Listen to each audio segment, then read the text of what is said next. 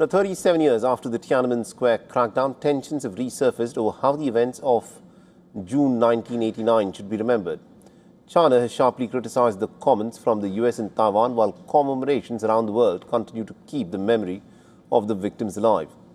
A decades-old chapter of Chinese history is once again at the center of a diplomatic dispute. On the 37th anniversary of the Tiananmen Square crackdown, China condemned the remarks made by the US Secretary of State Marco Rubio, who paid tribute to those who were killed during the pro-democracy movement of 1989.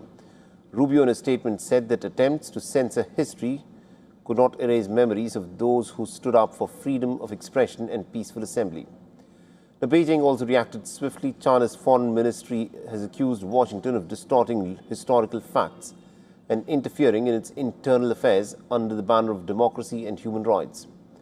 China has reiterated that the government had long reached its own conclusion on what it describes as the political turmoil of the late 1980s. Discussion of the events remains heavily restricted on the Chinese mainland, where the anniversary is neither publicly marked nor officially acknowledged. The US side's erroneous remarks distort historical facts, smear China's political system and development path, and interfere in China's internal affairs. China is strongly dissatisfied with and firmly opposes this. The issue has also drawn comments from Taiwan. President Lai Ching-te has urged Beijing to confront the events of the 4th of June and engage in reconciliation through truth and dialogue. In a social media post, Lai said that a truly strong nation should not rely solely on military power and has called on China to acknowledge the pain left behind by the crackdown.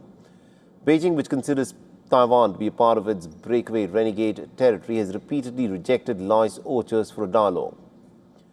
Now, the events of June 1989 continue to cast a long shadow, and the Chinese troops moved into Tiananmen Square and then opened fire after weeks of student-led demonstrators called for political reform.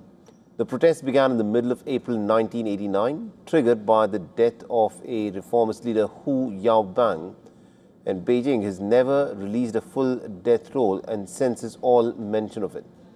While rights groups and also witnesses have long maintained that the number of casualties was way higher than what was officially acknowledged.